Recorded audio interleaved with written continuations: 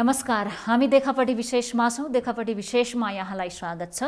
विश्वव्यापी रूपमा फैलिएको कोरोना महामारीका कारण एकातर्फ जनजीवन त्रसित बनेको छ, मानिसलाई ज्यान कसरी जोगाउने भन्ने चिन्ता छ, चासो छ।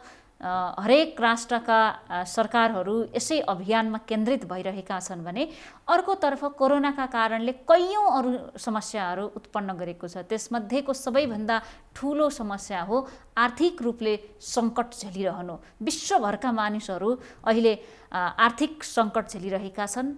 विश्वभरका राष्ट्रहरू आर्थिक सङ्कट झेलिरहेका छन् र हरेक मानिसको दैनिकीमा भान्सासम्म कोरोना महामारीको प्रभाव परिसकेको छ। एकातिर ज्यान कसरी जोगाउने, कसरी सामाजिक दूरी कायम गर्ने, भौतिक दूरी कायम गर्ने भन्ने सोच्नुपर्ने छ भने अर्कोतर्फ कसरी खाने जोहो मिलाउने भन्ने पनि ठुलो समस्यामा परेको छ। त्यसबाट नेपाल पनि अछुतो छैन। यसै पनि वैदेशिक रोजगारी र अधिकांश नेपालीहरू भारत लगायतका खाडी मुलुकहरूमा मजदुरीको काम गर्न जानुपर्ने अवस्थामा छन् र जो बेरोजगार भएर ठुलो सङ्ख्यामा नेपाल भित्रिराखेका छन्। त्यति मात्रै होइन, नेपालको अर्थतन्त्र आयातमा निर्भर रहेको छ। विभिन्न मुलुकबाट आयात गरेर बेच्ने काम नेपालमा हुन्छ।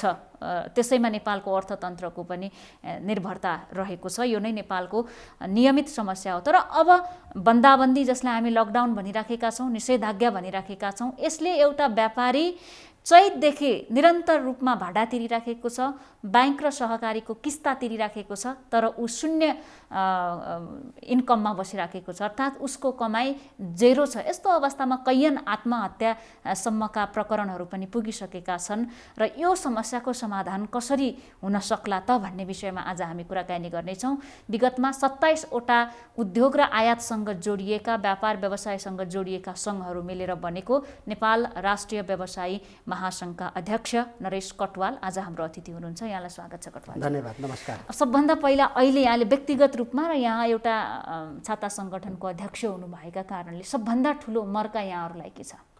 अब यो त अहिले हामीले चाहिँ यो सबभन्दा ठुलो समस्याको रूपमा रहेको भनेको त हामीले एउटा जुन 6 महिनादेखि चाहिँ निरन्तर एउटा चाहिँ सटर बन्द गरेर हामी एउटा भित्र थन्किन बाध्य भयौँ र त्यो भित्र थन्किसकिसकेपछि सरकारको तर्फबाट अथवा चाहिँ कुनै त्यस्तो खालको उसको तर्फबाट कुनै खालको पनि एउटा चाहिँ राहत स्वरूप एउटा प्याकेज अथवा एउटा सान्त्वना भन्ने चिज आएन। 6 महिनासम्म चाहिँ एउटा आफूलाई गुजारा गरिरहन र आफूलाई चाहिँ आफ्नो बालबच्चाहरू पाल्न कति समस्या पर्यो भन्ने कुरामा यसको चाहिँ एउटा मूल्याङ्कन गरेर गरिसक्ने स्थिति छैन। त्यसकारणले यो लामो समयदेखिको एउटा चाहिँ बन्दाबन्दीको अवधिभर एकातिर आफ्नो सटरको भाडा तिर्नुपर्ने, अर्कोतिर आफ्नो बालबच्चाहरूलाई पनि त्यत्तिकै जिम्मेवारीपूर्वक पाल्नुपर्ने, राख्नुपर्ने, खुवाउनुपर्ने, सँगसँगै आफूसँग भएका केही कामदारहरूलाई पनि तलब दिएर अथवा उनीहरूलाई चाहिँ केही सेवा सुविधाहरू दिएर राख्नुपर्ने र हामीले दुःख सुख गरेर आफूले केही जोडेको सम्पत्ति जुन ब्याङ्कमा र सहकारीमा राखेर लिएको ऋणको किस्ता र ब्याज पनि तिर्नुपर्ने। यसले सताउँदै गइसकेपछि मानसिक रूपमा एउटा चाहिँ तनाव भोगिरहेका सम्पूर्ण उद्योगी व्यापारी व्यवसायीहरूले एक खालको राहत महसुस गरेको थियो। योभन्दा अगाडि अलिकति केही बन्दाबन्दी खुकुलो भएर केही समय चाहिँ भइरहेको स्थिति भएको हुनाले त्यति बेला अलिकति राहत महसुस गरिरहेको थियो र त्यसलाई चाहिँ के बुझिएको थियो भने अब यसलाई चाहिँ हामीले यो कोरोना भन्ने एउटा जुन जीव छ, यो कोरोना भन्ने एउटा भाइरस छ, यसलाई चाहिँ जुझ्दै लड्दै अब हामी चाहिँ एउटा एउटा चाहिँ आफ्नो भोको पेटलाई चाहिँ काम गरेर खान सक्छौँ भन्ने चाहिँ एउटा सबैले बुझेको स्थिति थियो। सँगसँगै एउटा के बुझिराखेको थियो भने यसलाई चाहिँ अब यो कोरोनालाई चाहिँ एउटा वैज्ञानिक ढङ्गले सरकारको तर्फबाट अथवा स्वास्थ्य मन्त्रालयको तर्फबाट यसलाई वैज्ञानिक ढङ्गले चाहिँ यसलाई पराजय गर्नको लागि अब एउटा भिजन आउँछ, एउटा प्याकेज आउँछ भनेर एउटा बुझिएको थियो। त्यसो हुन सकेन।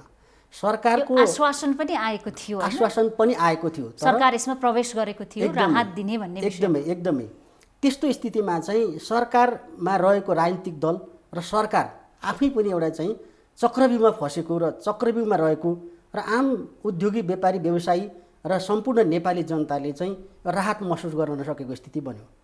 परिस्थिति स्वरूप आफै आन्तरिक किचोलोमा पार्टी फस्दै जाने र राजनीतिक दलका भित्र रहेको अन्तर उसले गर्दाखेरि सरकारमा रहेको विभिन्न निकायहरू र 3 तहको सरकार आफ्नो झोला भर्नतिर लाग्ने एउटा माहौल सिर्जना भयो र आज सम्पूर्ण उद्योगी व्यापारी व्यवसायीहरूले जुन एउटा आश राखेको थियो, एउटा चाहिँ इच्छा राखेको थियो कि 2/3 सरकार आइसकिसकेपछि मुलुकमा अर्थतन्त्रको एउटा चाहिने छुट्टै किसिमको एउटा परिवर्तन हुन्छ र मुलुकमा चाहिँ नयाँ नयाँ खालका उद्योगहरू सञ्चालन हुन्छन् र वैदेशिक चाहिँ लगानी पनि यहाँ भित्रिन्छ भनेर जुन हामीले महसुस गरेका थियौँ, हामीले बुझेका थियौँ, निजी क्षेत्रले बुझेको थियो, त्यसो हुन केही पनि सकेन। हामीले जुन जुन कुराहरू बुझेका थियौँ त्यो केही पनि नभइसकिसकेपछि अहिले हामी चाहिँ निराश, अत्यन्त निराश बनेर चाहिँ एउटा चाहिँ मानसिक तनावसहित घरमा लक भएर बस्न बाध्य भएका छौँ।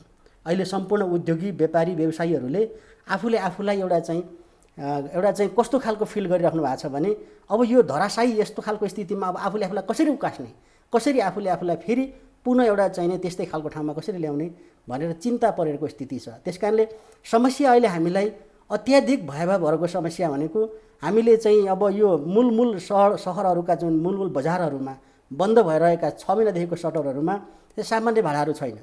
2 लाखदेखि 3 लाखसम्म, 50,000देखि 3 लाखसम्म चाहिँ सटरको भाडाहरू छ। सँगसँगै कामदारहरू छ। आफ्नो मालवस्तुहरू एकातिर केरुङ नाकामा थन्किएको छ भने यहीँ आएर रहेको पनि त्यसलाई बजारमा राम्ररी खोलेर चाहिँ बेच्न सकिएको छैन। नजिकैको चाडपर्वलाई पनि त्यसलाई सम्बोधन गर्न सकिएको स्थिति छैन। त्यसकारणले यति बेला भनेको घर भाडा एकातिर चाहिँ त्यो बढेर गएको स्थिति, अर्कोतिर किस्ता र ब्याज मौद्रिक नीतिले केही समयलाई चाहिँ अलि पर 1 सालको लागि धकेलिएको भए पनि, मौद्रिक नीतिले गर्दाखेरि केही समय राहत महसुस गरेको भए पनि त्यसलाई चाहिँ हामीले एकैचोटि तिर्नु पर्दा झन् अर्को भयावह भएर जाने देखिन्छ। त्यसकारणले त्यो ब्याज किस्ता ब्याज जुन पेन्डिङमा रहेको छ, किस्तामाथि किस्ता थुपारिँदै गएको ठुलो समस्या बनेको छ। अर्को खालको भनेको झन् एकदमै भयावह हुने भनेको अब जसले चाहिँ ब्याङ्क र सहकारीबाट ऋण लिनुभएको थियो र उहाँहरूको त त्यो समस्याले झन् चेपेको छ भने अब झन् अर्को खालको एक खालको व्यापारी र उद्योगीलाई जसले ऋण पनि लिनुभएको थिएन, आफ्नै थोरै जति भयो नि आफ्नो पुँजीले चल्नु भएको थियो र त्यो पनि अहिले के कस्तो भएछ त्यो पनि सकिएको स्थिति छ भने अब कसले ऋण देला, कसले चाहिँ फेरि उकास्ला भन्ने एउटा चाहिँ अर्को डर र त्रास प्रवेश भएको छ। त्यसकारणले हामीले के भनेको छ भने 5वटा मागहरू अहिले हामीले चाहिँ नेपाल राष्ट्रिय व्यवसायी महासङ्घले आजै पनि एउटा प्रेस विज्ञप्ति जारी गरेर माग गरेको छ। पहिलो भनेको यो लकडाउन अवधिभरको, बन्दाबन्दी अवधिभरको मूल चाहिँ ब्याङ्कको ब्याजहरू र सहकारीमाको ब्याजहरू, जुनसुकै वित्तीय क्षेत्रको ब्याजहरू चाहिँ यसको चाहिँ सरकारले नै यसलाई चाहिँ खुल्ला भावनाले, खुल्ला चाहिँ आत्मा गरेर विभिन्न खालका खर्चहरू कटाएर उद्योग बचाउने हो भने, व्यवसाय बचाउने हो भने सरकारले यसलाई मिना गर्नुपर्छ। ब्याज अब जुन चाहिँ सहकारीको भयो, वित्तीय क्षेत्रको ब्याङ्कहरूको भयो, जुनसुकै वित्तीय क्षेत्रको भए पनि ब्याज मिना हुनुपर्छ भनेर पहिलो माग हामी राखेका छौँ। अर्को भनेको सोही अवधिभरको, जस्तै व्यावसायिक घरभाडा, हामीले व्यावसायिक घरभाडा भनेका छौँ। यहाँ त छुट्टै किसिमको उद्योग र व्यवसाय सञ्चालन जहाँ भएका छन् त्यसलाई हामी व्यावसायिक घरभाडाहरू भन्छौँ। हामीले आम घरभाडाहरूलाई हामीले चाहिँ जोडेका पनि छैनौँ। व्यावसायिक घरभाडा चाहिँ स्पष्ट रूपमा जुन सोही अवधिभरको सरकारकै तर्फबाट, सरकारले नै यति बेला सरकार अभिभावक हो, त्यस कारणले छुट दिनुपर्छ भनेर हामीले दोस्रो मागेका छौँ। तेस्रो भनेको हामीले चाहिँ अहिले यो अब आफ्नो एउटा ब्याङ्कसित पहुँच पनि नहुने र काठमाडौँ उपत्यकामै अथवा चाहिँ विभिन्न सहरहरूमा जग्गा नहुनेहरूले ऋण उपलब्ध हुँदैन। बिना धितो चाहिँ ऋण उपलब्ध गराइदिन र त्यो पनि सहुलियतमा, कम्तीमा 2देखि 3%देखि 5%को भित्रमा चाहिँ सहुलियत दरमा चाहिँ ऋण उपलब्ध गराइदिनु भनेर हामीले तीनटा यो भनेका छौँ। अर्को भनेको चाहिँ अहिले हाम्रो केरुङ नाकामा 1 वर्षदेखि हाम्रा मालवस्तुहरू, कच्चा पदार्थहरू, विभिन्न लत्ता कपडाहरूदेखि लिएर विभिन्न खाले फ्यान्सी उहरू चाहिँ हाम्रो चाहिँ केरुङ नाकामा थन्किएर रहेको छ। हामीले त्यसलाई पनि नेपाल सरकार मार्फत तत्काल कूटनीतिक पहल गरेर, परराष्ट्रिय एउटा कूटनीतिक पहल गरेर चाहिँ त्यसलाई तत्काल चाहिँ निकाल्दिन, ल्याइदिन पनि, झिकाइदिन पनि हामी आग्रह गर्छौँ। पाँचौँ भनेको चाहिँ अहिले मुलुकमा चाहिँ योभन्दा अगाडिदेखि लामो समयदेखि एउटा मैले पटक भन्ने गरेको छु, एउटा मुलुकमा चाहिँ निजी क्षेत्रमा एउटा खालको सरकारले नै लादेको सिन्डिकेट छ। त्यहाँ धेरै एउटा निजी क्षेत्रसित आबद्ध रहेका महासङ्घहरू, सङ्घहरू हुनुहुन्छ। त्यहाँ सरकारका कुनै पनि त्यस्ता खालका निकायहरूमा चाहिँ त्यहाँ पहुँच हुँदैन। त्यस कारणले निजी क्षेत्र र सरकार सम्मिलित एउटा समन्वय समितिको चाहिँ गठनको आवश्यकता मैले यो पञ्चायती कालदेखिको अहिलेसम्मको यो पेरिफेरीका सबै निहालेर हेर्ने हो भने समन्वय गर्न सजिलो होस् भनेर निजी क्षेत्र भनेको यति मागहरू हुन् हैन। अहिलेको हाम्रो चाहिँ यो माग, यस मागमध्ये मैले अब यहाँहरू त व्यापारीहरू हो, यो राष्ट्रको नागरिक भएका कारणले यहाँहरूको पनि राष्ट्रप्रति जिम्मेवारी छ र एकदम। यो 6 महिनामा मात्रै यहाँहरूले घाटा सहनु भएको हो। विगत लामो समयदेखि यहाँहरूले व्यवसाय गरेर व्यापार गरेर मुलुकबाट जनताबाट राष्ट्रबाट फाइदा पनि लिनु भएको छ नि। यो त राष्ट्रिय सङ्कटको बेला हो। सबै हामीले भने जस्तो मात्रै होइन कि यो सङ्कटमा सबै व्यापारी समस्यामा छन् भन्ने होइन, तर वास्तवमै समस्या भएका व्यापारीलाई कसरी पत्ता लगाउने? यहाँले उठाउनु भएको कुरो राम्रो हो। हाम्रो जस्तो मुलुकमा त अहिलेसम्म व्यापार अथवा उद्योगहरू कल कारखानाहरू उत्पादन अथवा विभिन्न यो भएकै छैन। म त के भन्छु भने सामान लिने र बेच्ने उत्पादन त भएको छैन। यहाँले जुन जोड्न खोज्नु भएको जुन कुरा छ, हाम्रो मुलुकमा यहाँले एकपटक पछाडि फर्केर हेर्न गइयो भने 2046 सालदेखि यता हेर्ने भने समय समयका राजनीतिक उतार चढावहरू, दबावहरू, 10 वर्ष जनयुद्धहरू र समय समय आउने चाहिँ दैविक प्रकोपहरू, हामीले 72 देखि केही समय हेर्यो भने भूकम्प गयो, त्यस पछाडि समय समय पनि विपदको कुरा गरौँ, राष्ट्रिय महाविपदका कुराहरू, त्यति बेला पनि सबभन्दा त्रसित हुने भनेको, धराशायी हुने भनेको व्यापारी नै रह्यो, उद्योग नै रह्यो। र 72 सालको भूकम्प पछाडि पनि भूकम्प जाने बित्तिकै हामीसँग कामदार भन्ने हाम्रो छैन, दक्ष जनशक्ति हामीसँग छैन। नभइसकेपछि हामीले भारत र बङ्गलादेशबाट ल्याएर आयात गरेर ल्याएको कामदार पनि भूकम्प जाने बित्तिकै स्वतः त्यो कामदारहरू चाहिँ आफ्नो स्वदेश फर्केको स्थिति भयो। र 1 साल 2 सालसम्म फेरि पुनः हामीलाई चाहिँ उद्योग सञ्चालन गर्नलाई धौधौ भयो, गाह्रो भयो, जनशक्तिको अभावको कारणले। त्यस कारणले गर्दाखेरि हामीले त्यति बेला पनि उद्योगहरू सञ्चालन गर्नलाई एकदमै गाह्रो भयो। अब यहाँनिर प्रश्न गर्न चाहे, अहिले भारतले पनि बेला बेलामा के भन्छ भने नेपालको 30-40 लाख जनसङ्ख्या भारतमा रोजगार गरिराखेको छ। नेपालसँगको सम्बन्ध भारतले या भारत नेपाल सम्बन्ध बिग्रियो भने त्यो सङ्ख्या ठुलो सङ्कटमा पर्छ भनेर उसले एउटा धम्कीको भाषा पनि प्रयोग गर्दै आएको छ। यहाँ त यो राष्ट्रिय व्यवसायी महासङ्घको अध्यक्ष हो, यो बताइदिनुहोस् कि नेपालमा भारतबाट कामदार गर्न आउने मजदुरहरूको सङ्ख्या कति छ? जबकि भारतमा भनिन्छ त्यस 7औं ठुलो राष्ट्र हो रेमिट्यान्स भित्र्याउने नेपाल भनेर। वास्तविकता के हो त? अब यो ठ्याक्कै हामीसँग चाहिँ यति नै हो भनेर मोटामोटी जस्तो यहाँले दक्ष जनशक्तिको कुरा गर्नुभयो। हाम्रो जति युवा विदेशको विभिन्न मुलुकहरूमा गएको छ त्योभन्दा कयौँ गुणा ज्यादा चाहिँ भारतबाट कामदारहरू यहाँ आएको छ। यो हाम्रो चाहिँ रेमिट्यान्सले पनि देखाउँछ, हाम्रो गएको रेमिट्यान्सले पनि देखाउँछ। हाम्रो मुलुकभित्र रोजगारी छ भन्ने हो, प्रशस्त रोजगारी छ। यही त हाम्रो युवा किन यहाँभित्रको रोजगारी गर्न चाहन्छ? यही त मैले अहिलेको चाहिँ विगत मेरो लामो समयको 15-16 वर्षको यात्रामा म हरेक सङ्घ संस्थामा आबद्ध रहेर मैले पटक पटक उठाउने कुरा नि यही नै त हो नि। किन हाम्रो युवा चाहिँ यहाँ काम, अहिले पनि मैले भन्दैछु आजकै मिति पनि हामीलाई 10औं हजार युवा अहिले दक्ष जनशक्ति अहिले चाहिएको छ। हाम्रा उद्योगहरू एकपटक यहाँहरूले अध्ययन अनुगमन गरिदिनु भयो भने अहिले पनि कामदार नभएर जनशक्ति नभएर चाहिँ हाम्रा उद्योगहरू बन्द छन्। टोटली उद्योगहरू बन्द हुनेको कारण भनेको पनि न्यून पारिश्रमिकमा कसरी काम गर्ने भन्ने समस्या हो नि। न्यून पारिश्रमिक भन्ने कुरा भन्दा पनि हामीले त अहिले उद्योगहरूमा प्रायः भारतबाट आउने र बङ्गलादेशबाट आउने कामदारहरूको, बङ्गलादेशबाट आउने कामदारहरू भनेको बेसी सुन चाँदीहरू र गहनाहरूका वस्तुहरू र अन्य हस्तकलाका वस्तुहरूमा बेसी त्यहाँ तलिन हुनुहुन्छ भने भारतबाट आउने कामदारहरू भनेको बेसी चाहिँ हाम्रो गार्मेन्टहरूदेखि लिएर इँटासम्म बनाउनदेखि लिएर विभिन्न क्षेत्रमा चाहिँ उद्योगको ठुल्ठुलो ओहरूमा पनि र प्रोजेक्टहरूमा पनि भारतबाट कामदारहरू आयात गरिन्छ। र यहाँ पैसै छैन, यहाँ चाहिँ महिनाभरि हामीले कमाउनै सक्दैनौँ भन्ने कुरा होइन। यहाँ 50 देखि 60 हजार रुपियाँ म अहिले पनि म नेपाल राष्ट्रिय व्यवसायी महासङ्घको अध्यक्ष म भएको नाताले मैले यहाँको सामनेमा भन्न चाहन्छु, अहिले पनि 50 देखि 60 हजार रुपियाँ कमाउनका लागि यहाँ चाहिँ दक्ष सिकेको मान्छे पाइयो भने अहिले पनि 10 हजार युवालाई चाहिँ हामीसँग रोजगार छ। रोजगार अहिले दिन सकिन्छ। यो दाबी गर्नुभएको हो कि मैले दाबी गरेको होइन, वास्तविकता हो। अहिले हामीलाई 10 हजार युवा दिनुहोस्, सिप सिकेको युवा दिनुहोस्, अहिले हाम्रा उद्योगहरू भरहर्ती चल्न भनेपछि यहाँनिर एउटा गम्भीर प्रश्न के सिप सिकेको भन्ने शब्द प्रयोग गर्नुभयो। हाम्रो मुलुकमा युवाहरू सिप विहीन अवस्थामा वैदेशिक रोजगारीमा गइराखेको पनि यथार्थ हो। यहाँहरूका काम गर्न आउने बङ्गाल मुलुकका, बङ्गलादेशका भनौँ, भारत बङ्गलादेश बङ्गाल भन्छ, त्यहाँबाट आउनेहरू सिप सिकेर आउँछन् भन्न खोज्नुभयो हो।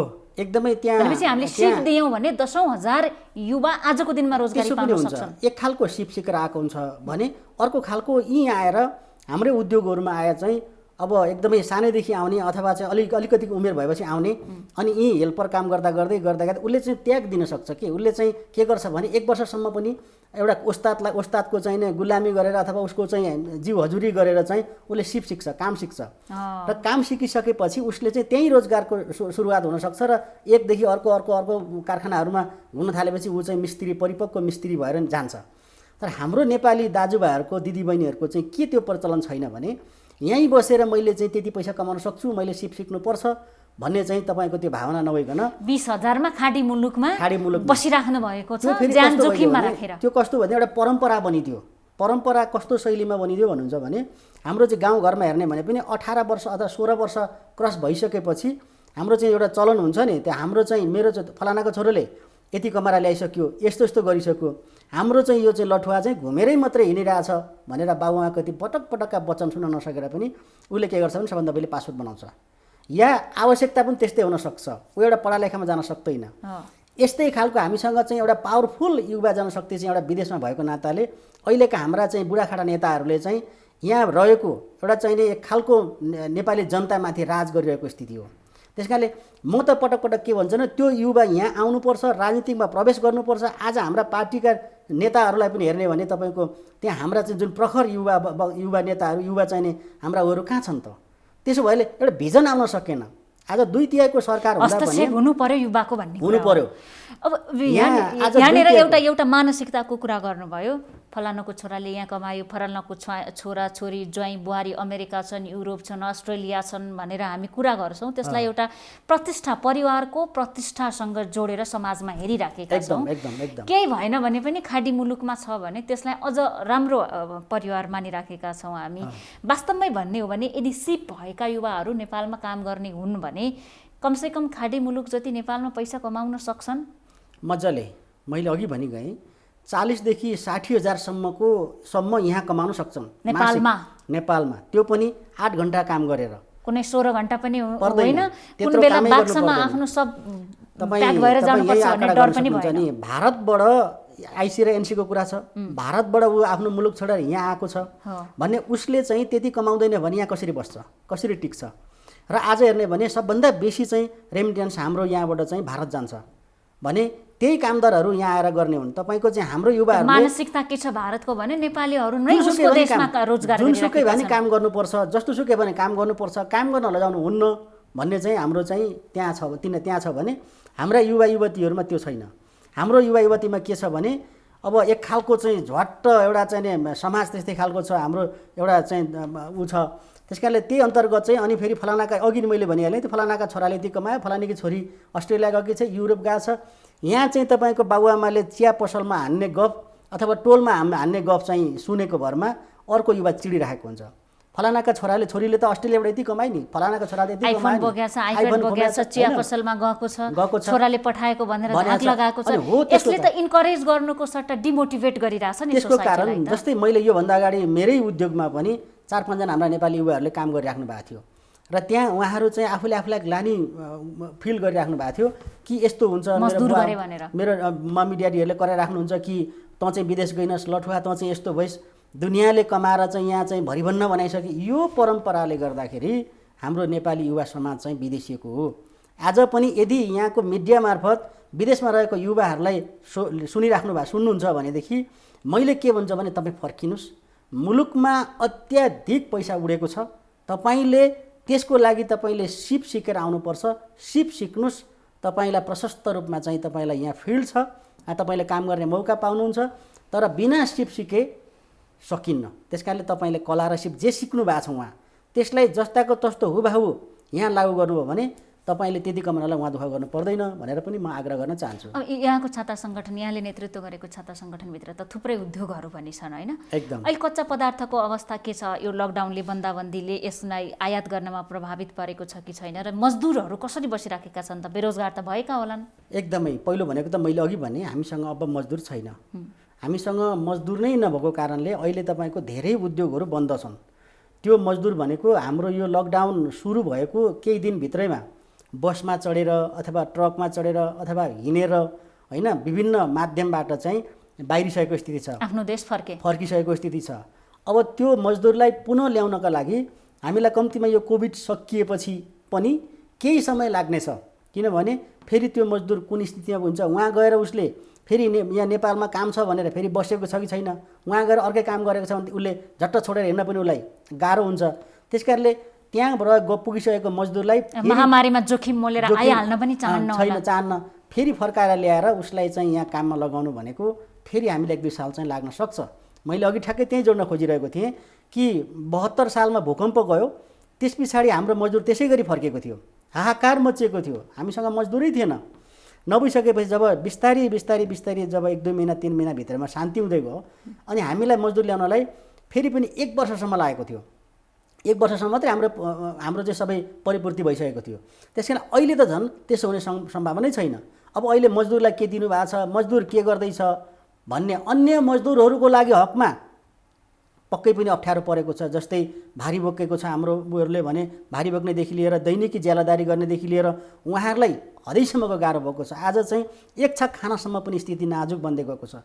तर उद्योगहरूमा भएको मजदुर भनेको यहाँको हुने त्यस्तै स्थितिमा बसेको छ भने यहाँ नभएको बाहिर भएको मजदुरहरू भनेको बाहिरिसकेको छ र उसलाई ल्याउनलाई हामीलाई अब 1 सालभन्दा बेसी लाग्छ। कतिपय मासिक रूपमा काम गर्ने होलान्, कतिपयको उद्योगले व्यवसायले व्यापारले केही न केही राहत दिइराखेको छ। सबभन्दा ठुलो समस्या के छ भने जो दैनिक मजदुरी गर्छन् यो उद्योग व्यवसायहरूभित्र, बिहान जान्छन् बेलुका आउँछन्, बेलुका पैसा लिन्छन् वा 10-15 दिनमा पैसा बुझ्छन्, उनीहरूसँग स्टक भनेको 1 हप्ताको बढीमा बढी, त्यो पनि हुँदैन, त्यो म्याक्सिमम त्यति हुन सक्छ। ती परिवारहरूले चाहिँ अहिले आफ्नो दैनिकी कसरी, यो त तपाईहरू जतिसुकै ऋणमा किन नहुनुहोस्, एउटा मानवीय धर्मको कुरा गर्ने हो भने तपाईहरूको दायित्व हो कि भोकले मर्न नदिने। हामीले कम्तीमा धेरै दिन नसके पनि यो बन्दाबन्दीको अवधिभरमा आधा अवधि तलब दिएर भए पनि जति मजदुरहरू हामीले राखेका छौँ, हामीसँग हुनुहुन्छ, उहाँहरूलाई कसैलाई चाहिँ आधा अवधि, कसैलाई चाहिँ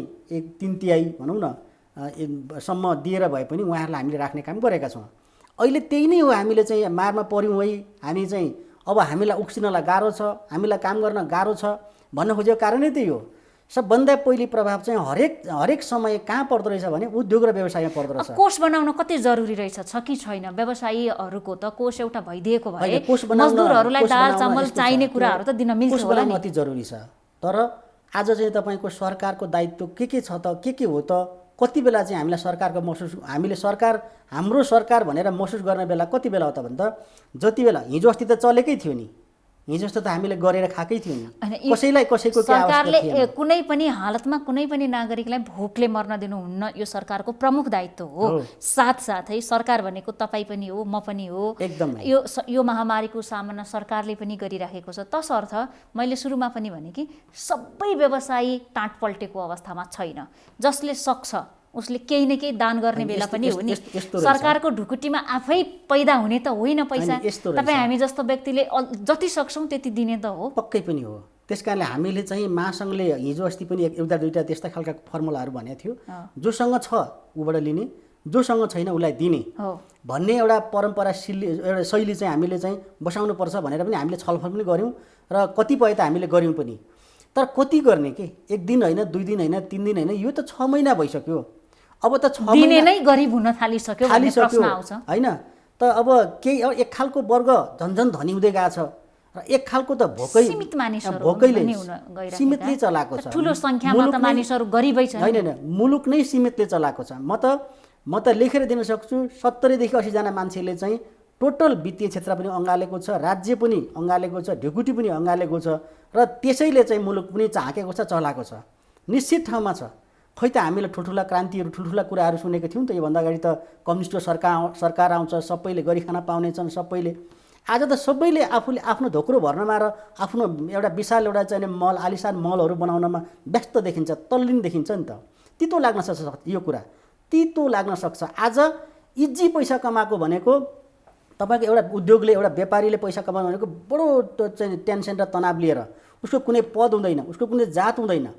एउटा उद्योगी र व्यापारीले भनेको उसले सधैँभरि निरन्तर सेवामा लागेको हुन्छ, ब्याङ्कलाई त्यत्तिकै तिरेको हुन्छ, ब्याङ्कलाई त्यत्तिकै धनी, ब्याङ्कहरूलाई वित्तीय क्षेत्रलाई त्यत्तिकै धनी बनाइरहेको हुन्छ, अनि सरकारलाई पनि त्यत्तिकै धनी बनाउनमा चाहिँ अग्रिम भूमिका निर्वाह गरिरहेको हुन्छ। उसको कुनै पद हुँदैन, कसैलाई उसलाई सम्मान पनि गरेको हुँदैन। त्यस कारणले नै विनोद चौधरीहरू सांसद बन्न जान्छन्, मानिने बन्न। व्यापारमै सम्मान हुन्थ्यो भने त कोही किन कसैको 1 जना 2 जना मैले चाहिँ एउटा यहाँ तपाईँको सामनेमा जोड्न चाहूँ, कुनै एउटा उद्योगीले 15 देखि 20 जना 50 जनालाई एउटा चाहिने भनौँ न रोजगार दिएको हुन्छ। उसले चाहिँ एउटा चाहिने आफूले एउटा क्वालिटेड वस्तुहरू उत्पादन गरेको हुन्छ, उसले टोटल जीवन चाहिँ कन्ट्रिब्युसन गरेको छ, खर्च गरेको हुन्छ र उसले चाहिँ अन्तमा चाहिँ उसले के गर्छ भने सबैलाई सेवाको भावले दिएको हुन्छ। तर उसलाई हेर्ने दृष्टिकोण के हुन्छ, राजनीतिक दलले पनि उसलाई हेर्ने दृष्टिकोण के हुन्छ भने यो त उद्योगी हो, योबाट जति चुस्नुपर्छ भनेको हुन्छ। सरकारले पनि यो चाहिँ यसले लुटेको छ, यसलाई चाहिँ चुस्नुपर्छ भनेको हुन्छ, यसलाई चाहिँ उ गर्नुपर्छ भनेको छ। कुण्डले मुण्डले टोले विभिन्नले पनि तपाईँको चाहिँ यो त उद्योगपति भयो त, यसबाटै हो धान्ने भनेको हुन्छ होइन। ऊ चाहिँ निस्वार्थमा काम गरिरहेको हुन्छ। तपाईँहरूको पनि कमजोरी के रह्यो भने नेतालाई मान्ने, चुनावमा खर्च गरिदिने, उनीहरूको गाडीमा फ्युल हालिदिने, उनीहरूलाई खसी बोका कहाँ पठाउनु छ पठाउने, भोज भतेरमा पैसा खर्च गरिदिने, कुण्डले मण्डले टोलेहरूलाई हप्ता उठाउँदाखेरि महिना उठाउँदा हप्ता उठाउँदाखेरि दिने। अनि एउटा गरिब व्यापारी आयो भने उसको अनुहार हेरेर उसँग कति पैसा छ भनेर उसको खल्ती हेरेर, उसको अनुहार हेरेर, उसको बडी ल्याङ्ग्वेज हेरेर उसँग मूल्य तोक्नुहुन्छ तपाईँहरू पनि। त्यो निश्चित समयमा थियो। त्यो आजको दिनमा त्यस्तो एडिडासको डुप्लिकेट ब्रान्ड गरेर दरबारमा सिल भएको त हामीले देख्यौँ नि। 500 को सामानलाई 50,000 मूल्य राखेको पनि देख्यौँ नि। भयो घटना भयो भनेर तर लुट जता पनि छ, त्यसलाई चाहिँ निरन्तरता दिनु हुँदैन, त्यसलाई लुट भन्न नि मिल्दैन। आज तपाईको क्यामेरा लिएर बाहिर निक्ल्यौँ हामी, यो उपत्यकाभरिमा सम्पत्ति शुद्धिकरण छानबिन गरौँ होइन। कति व्यापारीले कति थन्क्याएको रहेछन् र व्यापारी बाहेक अरूले कति थन्क्याएको रहेछन् भन्ने स्पष्ट देखिन्छ। यसो भन्दै गर्दा व्यापारीले लुटेको छैन भन्न खोज्नु पक्कै पनि छैन। उसले त सारा जीवन उसले त अरूको सेवामा लगाएको छ। उसले व्यापारीले आफ्नो पैसा लगानी गरेर भन्दा पनि ब्याङ्कहरूको पैसा लगानी गरेर उसले व्यापार गरेको हुन्छ र ब्याङ्कबाट ऊ तिर्दा अन्तिममा चाहिँ उसले लागेको लुगासम्म पनि फुकालेर अन्तिममा चाहिँ हिँड्छ।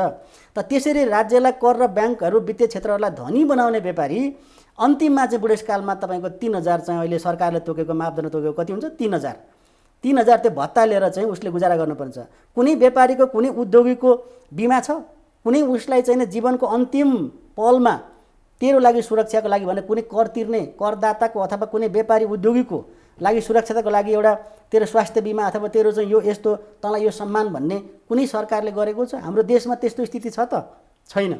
त्यसो भएको नाताले गर्दाखेरि एउटा व्यापारीले निरन्तर कर तिरिरहेको हुन्छ, ब्याङ्कको ब्याज तिरिरहेको हुन्छ, ब्याङ्कहरूलाई धनी बनाइरहेको हुन्छ। म मान्छु कि व्यापारीले ट्याक्स तिरेको छ त्यसकारणले सरकार धनी भएको छ भन्ने होला। ब्याङ्कमा तपाईँहरू पैसाको कारोबार गर्नुहुन्छ त्यसकारणले ब्याङ्कमा पैसा जान्छ होला। यो यहाँको इच्छाले गरेको व्यवसाय हो होइन, नत्र व्यापारै नगर्नेले कहाँबाट ट्याक्स तिर्छ? तर प्रश्न के पनि हुन आउँछ भने त्यसो गर्यो भन्दैमा राज्यले सम्पूर्ण जिम्मा लिन पर्छ भन्ने अवस्थामा यदि हामीले बुझ्ने हो भने हो नागरिकको जिम्मेवारी त लिनुपर्छ, तर नागरिकको कर्तव्य हामीले निर्वाह गर्ने कि होइन? हाम्रो पनि दायित्व हुन्छ। तर यति बेला अप्ठ्यारो परेको बेलामा त सरकारले सानो कुरा सहयोग गर्न सकिन्छ नि, सक्छ। यति बेला नीति ल्याएर सरकारले यहाँलाई राहत महसुस गर्न सक्छ। तर व्यापारीहरूको कब्जा हो, तपाईँहरू अहिले पीडामा हुनुहुन्छ, यो एउटा प्रसङ्ग हो। तर यो देशलाई यहाँको उत्पादनलाई बन्द गरिदिने, निरुत्साहित गरिदिने, यहाँका किसानको उत्पादनलाई खेतमै मास्न बाध्य गरिदिने, सस्तो मूल्यमा ल्याएर बेच्ने र यहाँको उद्योगलाई फस्टाउनै नदिने सिन्डिकेट व्यापारीको छ नि। नत्र दशकौँदेखि यो मुलुक किन व्यापार गरेर खान बाध्य हुन्थ्यो त? उत्पादन बेच्न पनि त सक्थ्यो नि मुलुकले। यस्तो छ उत्पादनतिर त कसैले ध्यानै दिएको छैन। व्यापारीको सिन्डिकेट छ नि, छैन। किसानले चितवनमा 2 रुपियाँ केजी काउली नबेचेर ट्र्याक्टर लगाएर मास्नु पर्यो नि, त्यो त सरकारलाई सोध्नु पर्यो नि। आयात गर्ने मान्छेले सरकारले मानिसको केराको खेती रातभरि लगाएर मासिदिएको छ। भारत र चाइनाबाट अथवा भारत र अन्य मुलुकहरूबाट आउने चिजहरू चाहिँ बन्देज गर्नु पर्यो नि त। पहिले त तरकारी जति चाहिँ मिलिमतोमा भारतबाट माछा मासुदेखि लिएर तरकारीहरू लिएर विभिन्न खाद्य वस्तुहरू चाहिँ भारतबाट ल्याउने अनि आफ्नो देशको चाहिने एउटा एकदमै राम्रो भिटामिन युक्त यो नराम्रो कर्ममा सरकारसँग व्यापारी मिल्न हुने अनि अहिले लकडाउन भयो भन्दैमा यहाँहरूले हामी चाहिँ मरिहाल्यौँ भन्ने नीति त बनाउनु पर्यो नि।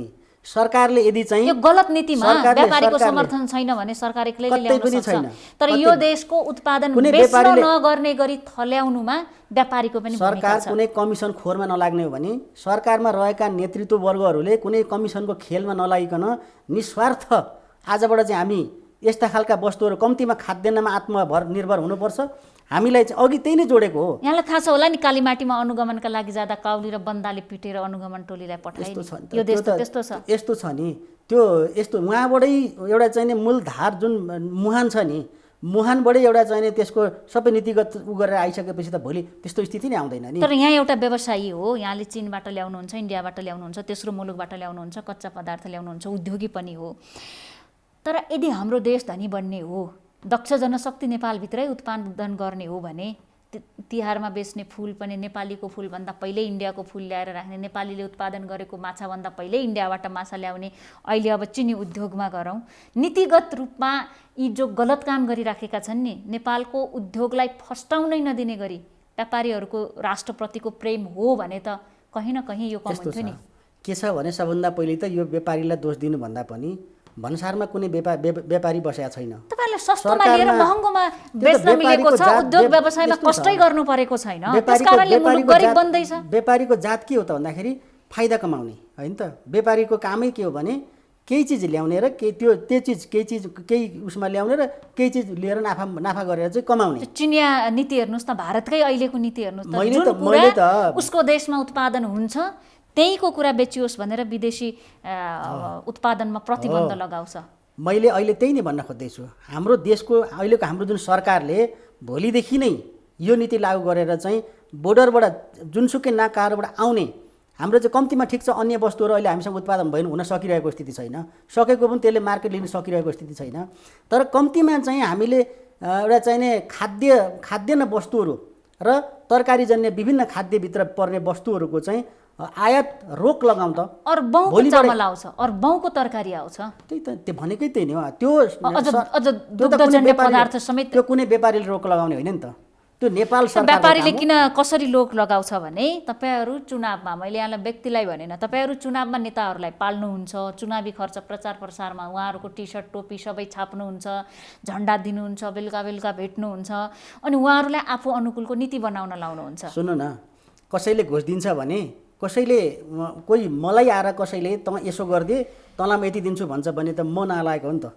सबभन्दा पहिले त मैले घुस लिनु भएन, सबभन्दा मैले त दिन जाने चाहिँ नालायक होइन। दिन जाने भन्ने त उसको आफ्नो निश्चित स्वार्थ होला उसको हो र। तर जसले चाहिँ सरकारमा जो बसेको छ, जसले चाहिँ उसले नीति निर्माण गरिरहेको छ, उसले त मुलुकको भलाइमा हेर्ने हो नि, व्यक्तिको स्वार्थमा हेर्ने होइन नि। उसले व्यक्तिको स्वार्थ, आफ्नो स्वार्थ हेरेको कारण आज यस्तो भइरहेको छ। त्यसकारणले मिलो मतमा देश गरिब बनाइराख्ने, सीमित व्यक्ति धनी हुने कुरामा व्यापारीहरूको पनि ठुलो भूमिका छ भन्ने हो मेरो प्रश्न। कुनै हालतमा छैन। अर्को प्रश्न के जोड्न खोजेँ भने अब अहिले मिनिमम र म्याक्सिमम भाडा, जस्तो न्यू रोडमा त धेरै भाडा हुन्छ भन्छन्, ठाउँ ठाउँमा कुनै मलहरूमा, जस्तो सिटी सेन्टरको कुरा गरौँ, काठमाडौँ मल भत्किँदैछ बन्ला होइन, सिभिल मलको कुरा, मलहरूको कुरा गरौँ, लाभिम मल भन्छ, एउटै पानीपुरीको 300सम्म लिँदो रहेछ त्यहाँ। अनि यो भाडा चाहिँ कति हुन्छ त, कति तिर्नु? अब अहिले यस्तो छ, मैले चाहिँ यो भाडाहरूमा चाहिँ तपाईँको मेन सहरहरू, मेन जुन बजारहरू छ त्यसमा चाहिँ 1 लाखदेखि लिएर 1.5 लाखसम्म पर मन्थ सटरको मेनमा भने नर्मल रूपमा हेर्ने भने 60,000 भन्दा मुनि त छँदै छैन। काठमाडौँको कुरा नगरौँ, देशभरिमा 2500 देखि लिएर 1.5 लाखसम्म देशभरिको चाहिँ 10 देखि 12,000 लिएर 1.5 लाख 2 लाखसम्मको चाहिँ भाडाहरूको चाहिँ चलखेल हुन्छ। र त्यो चाहिँ एक खालको वर्गले यसो भन्दाखेरि कसैलाई पिन्च नपरोस्, कसैलाई अप्ठ्यारो नहोस्, मैले यसो भन्दै गर्दाखेरि एक खालको वर्गले चाहिँ तपाईँको सरकारलाई कर पनि तिर्नु पर्दैन। अहिले एउटा एउटा चाहिँ सामान्य कर भनेर चाहिँ भनिएको हुन्छ, जुन एउटा घरबहाल कर भनेर भनेको चाहिँ व्यवसायीले नै तिर्छ होइन। त्यस्ता खालका व्यापारीहरूले चाहिँ घर मात्रै बनाउँदै जाने र सहरहरूमा चाहिँ विशेष सहरहरूमा घर मात्रै बनाउँदै जाने र त्यसको आम्दानी चाहिँ खुरुखुरु आफै मात्रै राख्ने चाहिँ भएको छ। त्यति बेला मैले एउटा कुरो के भनेको थिएँ भने, हुन त ज्ञापन पत्रहरू बुझाएर त्यो अर्थ पनि रहन्न, कहीँपटक बुझाइएको छ, भनिएको पनि छ। त्यति बेला मैले के भनेको थिएँ भने वैज्ञानिक घर भाडा लागू गर्नुपर्छ भनेको थिएँ।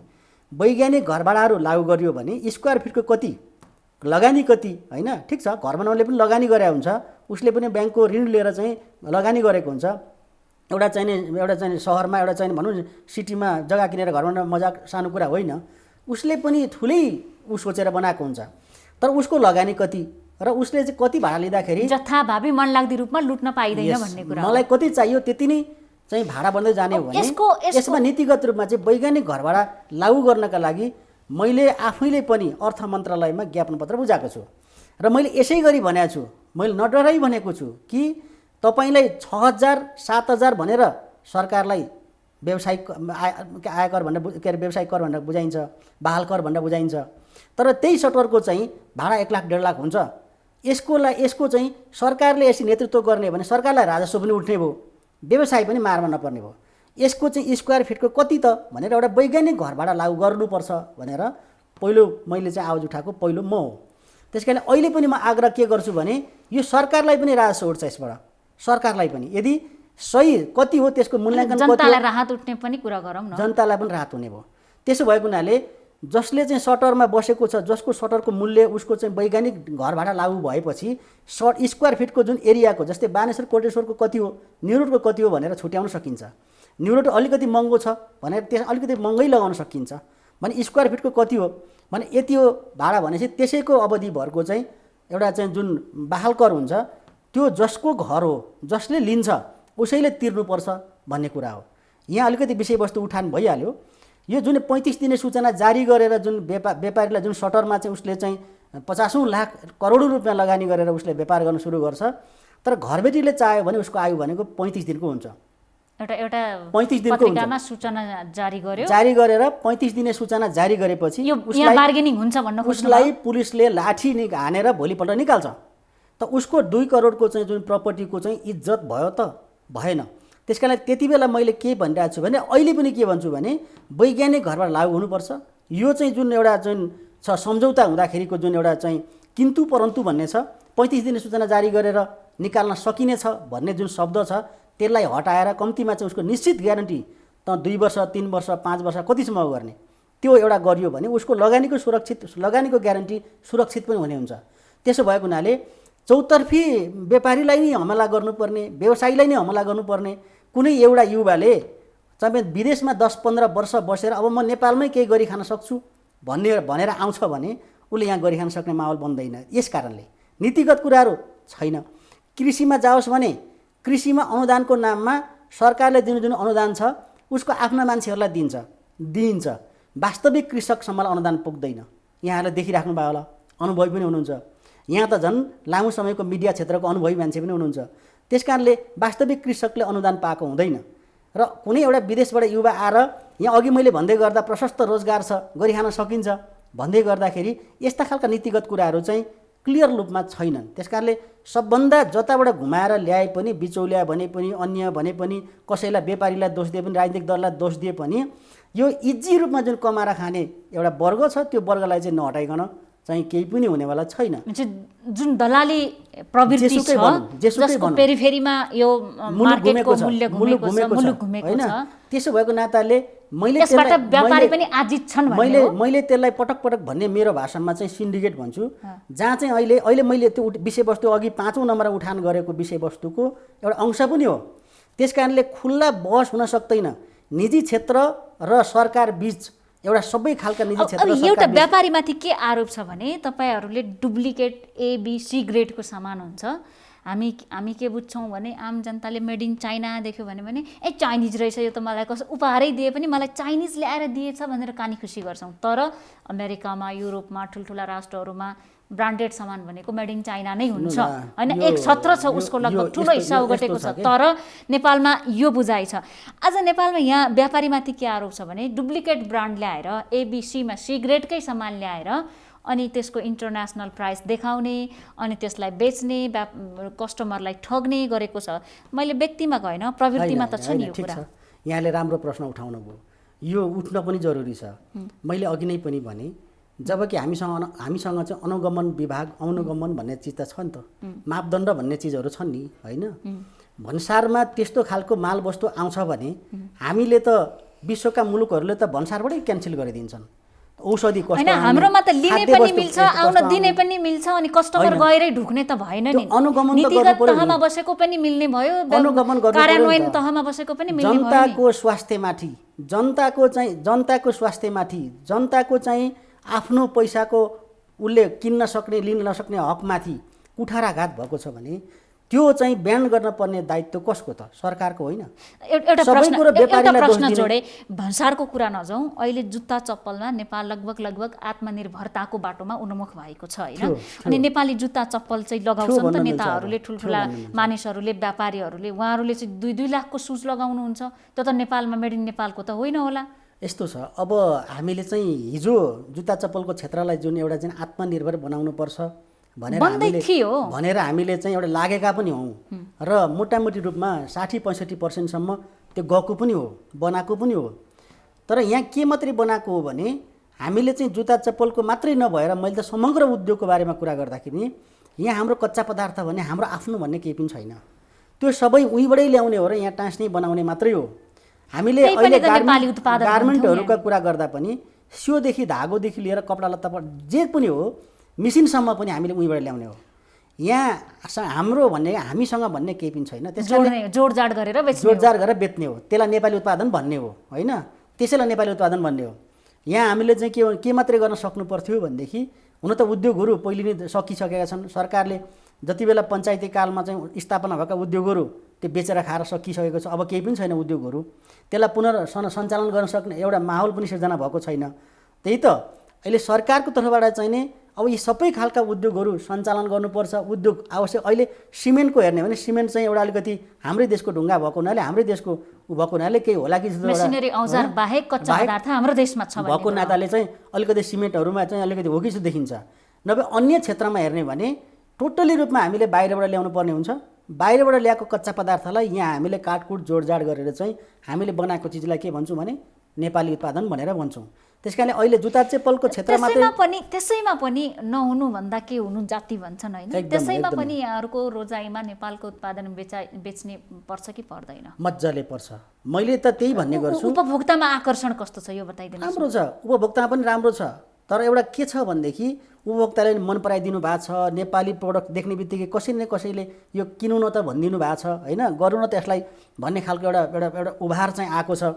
तर मैले पटक पटक उठाउने विषयवस्तु भनेकै त्यही नै हो। अब म एउटा प्रश्न यहाँलाई के गर्छु भने हामी चाहे न्यू रोडबाट किनौँ, चाहे ब्रिकुटी मण्डपबाट किनौँ, या कुनै मलबाट किनौँ, या कुनै अरू जिल्लाको सदरमुकामबाट या गाउँमा किनौँ, हामीले के मात्रै बुझ्छौँ भने मैले खल्तीमा पैसा लगेँ, न्यू रोडबाट सपिङ गरेँ, मैले न्यू रोडको व्यापारीलाई पैसा बुझाएँ भन्ने हाम्रो हुन्। तर त्यो पैसा त कि चाइना जान्छ कि भारत जान्छ कि अर्को तेस्रो कन्ट्रीमा जान्छ होइन। हरेक दिन हामी भरि खल्ती लगेर अरू देशको अर्थतन्त्र बढाइराखेका छौँ। तपाईँहरू त सामान त आयात गर्नुहुन्छ, हामी के सोच्छौँ कि न्यू रोडको व्यापारीले खाइरहेको छ। तर यो हाम्रो देशको जनताले वैदेशिक मजदुरी गरेर कमाएको पैसा होस् यहाँ दूध बेचेर कमाएको पैसा सिधै अरू देशमा गइराखेको कुरा हामीले किन यसका लागि हामीले पटक पटक भन्ने कुराहरू, विशेष त मैले उठान गर्ने कुराहरू चाहिँ के मात्रै हो भने अहिले स्थानीय जस्तै कि कृषि क्षेत्रमा हेर्ने भने पनि किसानले उत्पादन गर्छ भने त्यसको जिम्मेवारी सरकारले लिनुपर्छ, सरकारले जिम्मा लिनुपर्छ। अहिले हामीसँग 773वटा स्थानीय तहका सेक्टरहरू छन् र त्यसमाथि पनि विभिन्न अन्य सङ्घ संस्थाहरूदेखि लिएर विभिन्न अन्य क्षेत्रहरू पनि छन्। हामीसँग नभएको त होइन नि, तर हामीले अलिकति तालमेल गर्न नसकेको कारण आज हाम्रो चाहिँ स्थानीय स्तरमा उत्पादन भएको वस्तु चाहिँ एउटा चाहिँ सही ढङ्गले चाहिँ त्यहीँ एउटा बजारीकरण हुँदै एउटा विश्व बजारसम्म पुग्न सकेको कारण हो। र मैले पटक उठाउने कुरो के भने उत्पादनको कुरो पनि त्यही नै हो। जस्तै हरेक वडामा, हरेक चाहिँ नगरपालिकामा अब अहिलेका हाम्रा नगर प्रमुखज्यूहरूले, वडा अध्यक्षज्यूहरूले त्यो वडामा चाहिँ के छ त हामीसँग के त्यस्ता खालका उत्पादनहरू छन् अथवा त्यस्ता खालका भूगोल मिल्ने अथवा संस्कृति मिल्ने हामीसँग चाहिँ के छन् त, यसको चाहिँ संरक्षण गर्नुपर्छ, कसले के उत्पादन गरिरहेछ त, यसलाई चाहिँ कसरी बढावा दिनुपर्छ भनेर सबभन्दा पहिले अध्ययन गर्नुपर्छ। र स्थानीय स्तरमा उत्पादित वस्तुको चाहिँ सकिन्छ त्यहीँ खपत गर्नुपर्छ। सकिन्न भने पनि कम्तीमा चाहिँ त्यो वडाभित्र चाहिँ हामीले अन्तबाट ल्याएको तरकारी चाहिँ नखाउँ है, अन्तबाट ल्याएको दुध चाहिँ नखाउँ है, हामीले बाहिरबाट चाहिँ ल्याएको चिज नखाउँ, यहीँको चिज खाउँ भन्यो भने त्यहाँबाट एउटा राष्ट्रियताको सुरुवात सबभन्दा पहिला त यो भाव जगाइदिन पर्यो, मूल्य व्यवस्थापन गर्नुपर्यो। यसका लागि यहाँले भन्नुभएको कुरा सरकारको समन्वय। अर्कोतर्फबाट मेरै भनाइमा मैले पटक पटक राख्ने कुरा के हो भने त्यसो भयो भने हाम्रो स्थानीय उत्पादनहरूले के हुन्छ, उत्साह बढ्छ। मैले उत्पादन गरेको हरेक चिजहरू चाहिँ अब यहीँ नै खपत हुन्छ। मैले चाहिँ जिल्लाभरिमै मेरो जिल्लामा अथवा मेरो गाउँमा उत्पादन गरेको चिज चाहिँ उत्साहपूर्वक उसले के गर्छन्, काम गर्न थाल्छ, निराश भन्ने छाउँदैन। तर यहाँ त के हुन्छ भने हाम्रा किसानहरूले, हाम्रा उद्योगीहरूले, हाम्रा चाहिँ साना उद्योगहरूले स्थानीय स्तरमा मालवस्तुहरू उत्पादन गर्नुहुन्छ, त्यो एउटा चाहिँ त्यसको प्रतिस्पर्धा गर्न छिमेकी मुलुकबाट स्वयं यहाँ चाहिँ त्योभन्दा सस्तो आइदिन्छ, आएर त्यही बजारमा घुमिदिन्छ होइन। त्यो नीतिगत नभएको हुनाले हाम्रो चाहिँ मूल केन्द्र नीति नै आयातलाई प्रोत्साहित गर्नका लागि चाहिँ त्यो बजारमा आइदिन्छ। अनि आइदिएपछि उसले उत्पादन गरेको चिज चाहिँ के हुन्छ भने त्यहाँ चाहिँ फितलो बनिदिन्छ, होइन, हामीसँग त्यत्रो टेक्नोलोजी आइसकेको स्थिति छैन। त्यसो भएको हुनाले त्यो चिज फेल खाइदिन्छ अनि युवा निराश बन्न थाल्छ, युवा निराश बन्न थाल्छ। त्यस कारणले अहिले गर्नुपर्ने चाहिँ के हो भने अब गर्नुपर्ने पनि त्यही हो। अहिले मैले विषयवस्तु उठान गरेको कुरा के हो भने नेपाल सरकार र निजी क्षेत्र बीच एउटा समन्वय समिति गठन गर्नुपर्छ। अहिले यो भयो भने निजी क्षेत्रका हरेक चिजका सल्लाह र सुझाव एउटा फोरममा चाहिँ छलफलमा आउनुपर्छ, एउटा फोरम तयार हुनुपर्छ र त्यो फोरमबाट चाहिँ निष्कर्ष जुन हुन्छ त्यो केन्द्रमा लागु हुनुपर्छ, स्थानीय तहमा लागु हुनुपर्छ। त्यसो भयो भने हामी त कति कहाँ छौँ, हामी त स्विजरल्यान्ड बन्नलाई ठुलो कुरै छैन, हामीलाई विकासमा जान ठुलो हामी कति छौँ र 3 करोड नेपाली जनता छौँ हामी। यतिलाई त यहाँ त डलरै डलर मात्रै छ, म त त्यसरी देख्छु मेरो दृष्टिकोणले त। तर यहाँ त्यसो हुन किन दिन्न, किन चलखेल गरिन्छ त? आज त्यसो नगरिकन हामी एकसाथ आत्मसात गरेर हरेक राजनीतिक दलका नेता कार्यकर्तादेखि लिएर सरकारमा रहेका अहिले तपाईँको चाहिँ ढुक्क भएर चाहिँ तपाईँको जनताले तिरेको राजस्वबाट चाहिँ तलब खाएर बन्द गर्नुपर्छ भन्ने जुन हुनुहुन्छ नि एक खालको मान्छेहरू, उहाँहरूले सोच्नुपर्छ। उहाँलाई त्यो अधिकार दिएको छ नि, सरकारमा बस्नु भनेको, त्यो कुर्सीमा बस्नु भनेको त्यो हामीले जिम्मेवारी दिएर पठाएको हो नि त। उहाँहरूले चाहिँ सोच्नुभयो भने हामीलाई समृद्ध हुनलाई ठुलो कुरो छ र? हामीलाई समृद्ध ठुलो कुरो छैन। तपाईँको सिँचाइको व्यवस्था छैन, उहाँ चाहिँ स्थानीय स्तरमा उत्पादित वस्तुको चाहिँ कदर छैन। अहिले तपाईँले विषयवस्तु उठान गरेको कुरा पनि त्यही नै हो। किसानले माछा उत्पादन गर्छ, खसी बोका उत्पादन गर्छ, तरकारी दुधहरू उत्पादन गर्छ, यतापट्टि दुःख गरिरहेको छ। उसले चाहिँ बजार लाग्न पाएको छैन। भारतको तरकारी र दुध र अन्य माछा मासुदेखि लिएर विभिन्न क्षेत्रमा चाहिँ आएर यहाँ चाहिँ कन्टेनर आएर ट्रक आएर चाहिँ हाम्रो यहाँको अब तिहार आउँदैछ, भारतीय व्यापारीलाई थाहा भइसक्यो कि नेपालमा कस्तो प्रकारको सयपत्री कस्तो प्रकारको चाहिँ त्यो के अरे मखमली फुलहरू बेचिन्छ भनेर। अब उसले नेपालको फुल फुल्नुभन्दा अगाडि नै छ्यापछ्याप्ती भारतीय फुल नेपालमा आजैबाट प्रण गरौँ न। हामी यो वर्ष चाहिँ नेपाली जनताले पनि चेतनशील भएर म भारतबाट आएको माला म लाउँदिनँ। यो माला हाम्रो भाइटिकामा लगाउने माला, अझ प्रेम दिवसमा हामी के भन्छौँ, भ्यालेन्टाइन डे भन्छौँ होइन। म नेपालमै आउने करोडौँको गुलाब अरूको देशको सकेसम्म हाम्रा बहिनीहरूलाई, दिदी बहिनीहरूलाई म आग्रह गर्छु, यहाँ आजको कार्यक्रमबाटै आग्रह गर्छु, अब आउने यस तिहारमा चाहिँ तपाईँले आफैले उत्पादन गरेको फुलको माला तपाईँका भाइलाई लगाइदिनुहोस्। त्यसो गर्नुभयो भने तपाईँको दाजुलाई लगाइदिनुहोस्। त्यसो भयो भने अनि कसरी आउँछ भारतबाट फुल, अनि कसरी उत्पादन हुन्छ? यहाँ उत्पादन भयो नि त तपाईँको। लाउनुहोस् न 2-4 बोट लाउनुहोस् न। त्यसो भएको नाताले चाहिँ यसो हुन सकिरहेको स्थिति छैन। हामी के भयौँ भने सिधा पैसा अब के छ, विदेशबाट आएको छ होइन, उसले इज्जी गरेको छ, उसले चाहिँ दुःख गर्न चाहेको छैन, सिप सिक्न चाहेको छैन, सहर केन्द्रित सबै भएका छौँ, बारी बन्जर छ। हाम्रो चाहिँ गाउँहरूमा चाहिँ तपाईँको चाहिने गाउँहरूमा घरहरू ताला लागेको छ, हामी एक ठाउँ केन्द्रित छौँ। अनि यहाँ बसेर पत्रिका पढ्दै अथवा यहाँ बसेर भन्छौँ हामीलाई आज तरकारीको अहिले भर्खरै पनि मैले सुनेर आउँदै थिएँ, तरकारीको भाउ चाहिँ अत्याधिक महँगिएको छ अरे। आज महँगिएको छ अरे होइन, रेमा होइन, छ म होइन, मैले नकिन्ने भएर म ग्यारेन्टी गर्छु छ भनेर। जुन जसले 1000 भन्दा दिनमा कम कमाउँछ उसले स्वास्थ्य खाना खान सक्दैन यो देशमा बसेर। त्यो विश्वका 10 वटा महँगा मूल्य भएको सहरभित्र यो काठमाडौँ पनि पर्छ खानेकुरामा, दैनिकीमा। मैले प्रश्न के जोड्न चाहेँ भने एउटा बडो आश्चर्यको कुरा, नेपालीहरू हिन्दूहरू अधिकांशले जनै पूर्णिमा जनै फेर्छन्, चाइनिजले त फेर्दैन, तर जनै चाहिँ चाइनामा भन्छ अरे भन्दा बडो दुःख लाग्यो कि मलाई यो सुन्दा। मैले कति भरियाहरूसँग पनि यो कुरा के आउँछ त भन्दा जनै आउँछ अरे चाइनाबाट।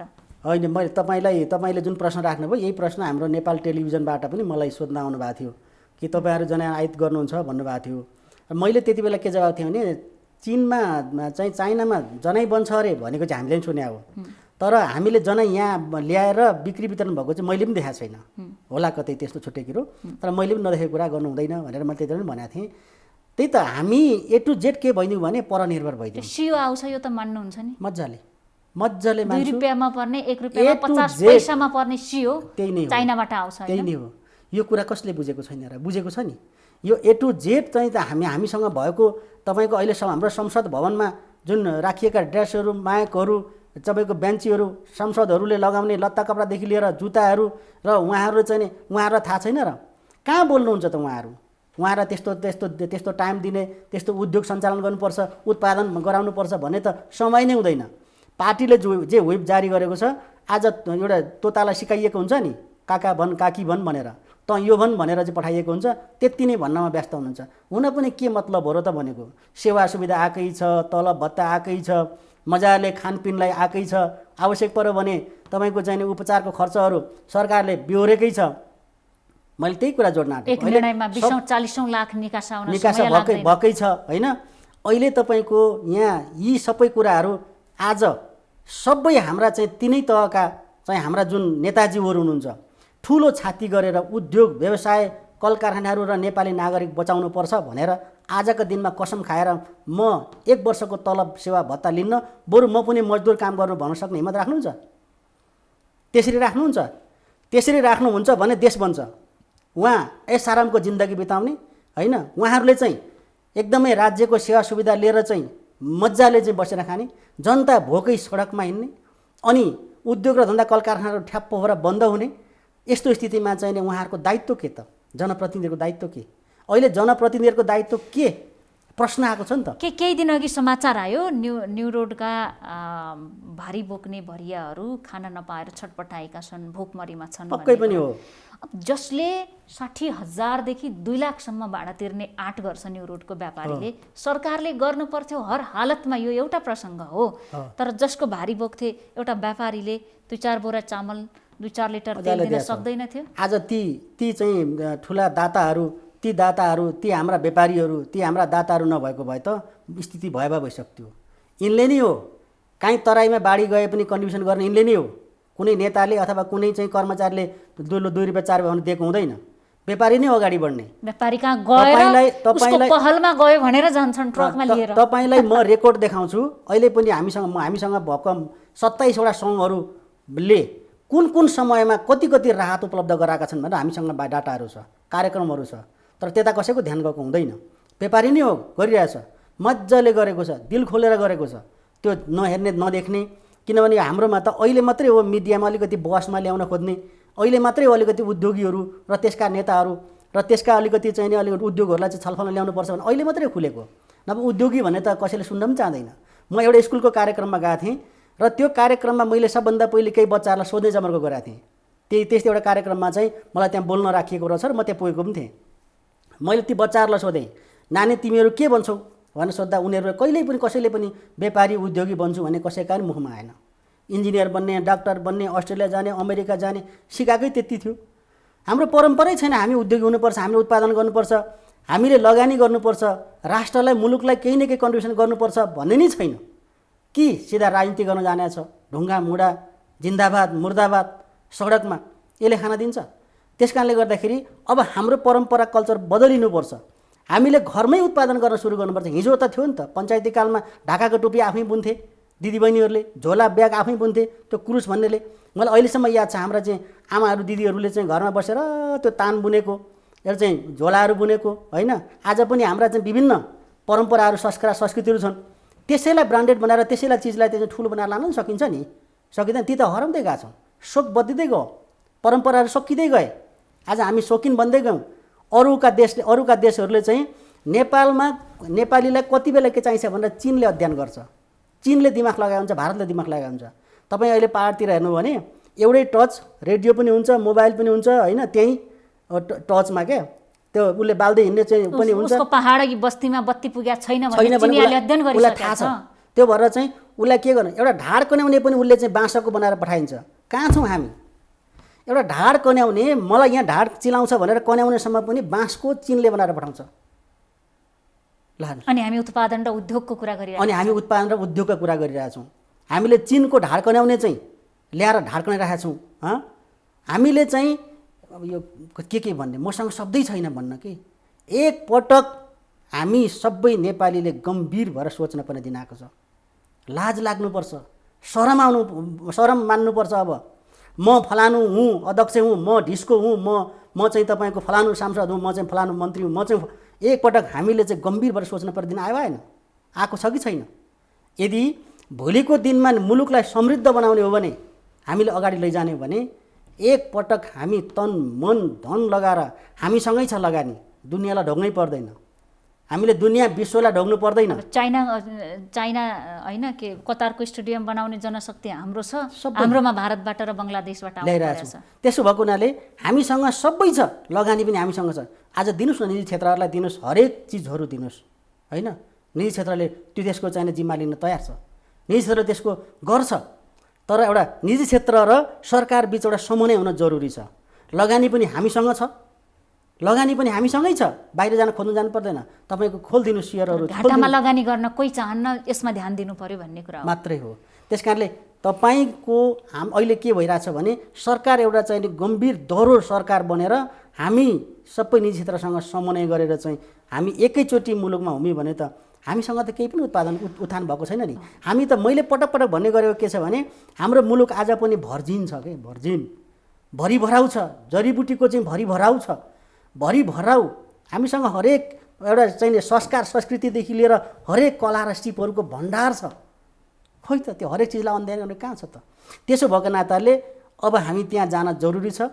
युवाहरू जाग्न जरुरी छ, युवाहरूले आएर नेतृत्व सम्हाल्न जरुरी छ।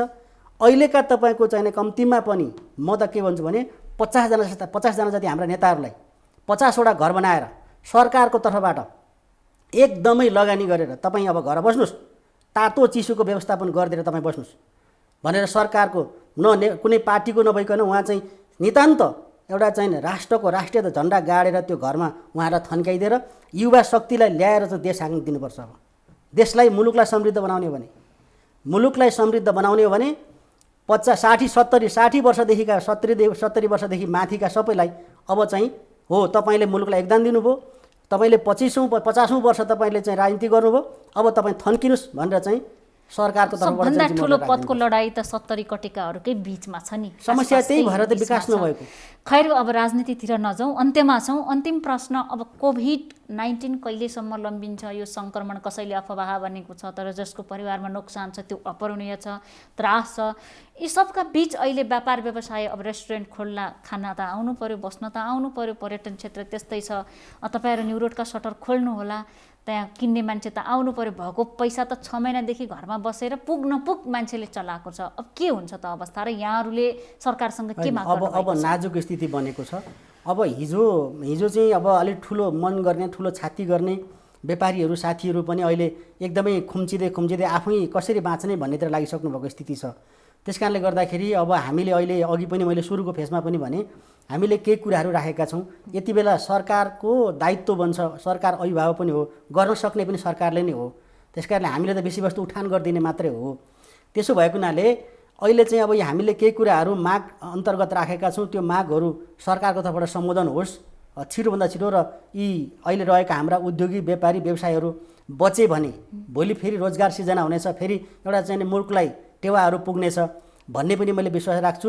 र यति बेला भनेको चाहिँ यो कोभिडको एउटा जुन आतङ्क छ, आम नागरिकदेखि लिएर आम चाहिँ हामी व्यापारी व्यवसायी आम जति पनि छौँ नेपाली, हामी यो कोभिडको आतङ्कलाई चाहिँ अलिकति गम्भीर भएर सोच्न जरुरी भएको यति बेला छ। त्यस कारणले यो कोभिडको आतङ्कलाई एक आपसमा सद्भाव फैलाउँदै यसलाई विजय गर्दै फेरि हामी मुलुकलाई अथवा हामी फेरि पुनः चाहिँ एक खालको उसमा चाहिँ आउन जरुरी छ। त्यस कारणले गर्दाखेरि यति बेला हामी कोही पनि नातिकन, यदि कसैलाई त्यस्तो खालको लागेको छ वा उसलाई चाहिँ अप्ठ्यारो स्थिति छ भने पनि अझै हामीले गम्भीर भएर एउटा चाहिँ सद्भाव फैलाएर घृणाको दृष्टिले नहेरिकन यो कोभिडसँग लडेर हामी सबैले यसलाई चाहिँ पराजय गर्दै फेरि हामी स्वतः एउटा चाहिँ त्यही खालको एउटा माहौलमा आउनुपर्छ भन्ने पनि म चाहन्छु। समयका लागि धेरै धेरै धन्यवाद। एकदमै यहाँलाई पनि धेरै धन्यवाद, जुन एउटा आज नेपाल राष्ट्रिय व्यवसायी महासङ्घलाई एउटा चाहिँ ठाउँ दिएर यहाँहरूले बहस गर्ने मौका दिनुभयो। मेरो तर्फबाट नेपाल राष्ट्रिय व्यवसायी महासङ्घबाट धेरै धेरै धन्यवाद।